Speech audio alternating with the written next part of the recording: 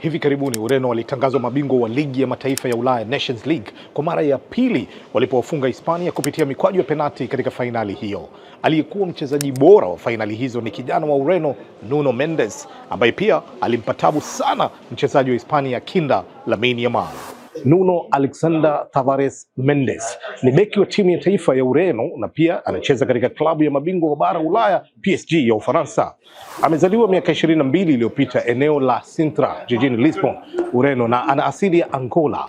Alianza kucheza soka akiwa katika timu ya vijana ya Sporting na mara ya kwanza kucheza kwa timu ya wakubwa ilikuwa mwaka 2020, na msimu uliofuata wakashinda ligi kuu ya Ureno Primera Liga na kombe la Taça da Liga.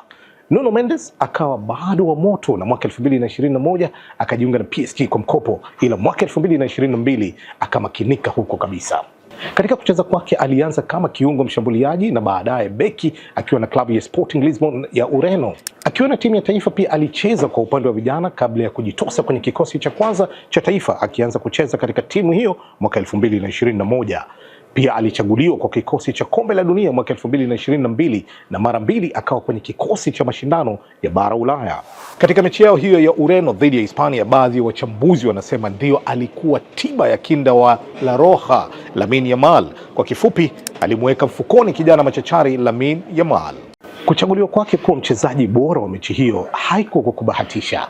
Alifanikiwa kuisawazishia Ureno goli na ameipa hadhi nafasi ya mabeki, na anacheza timu moja na mkongwe mkali wa hizi kazi Cristiano Ronaldo.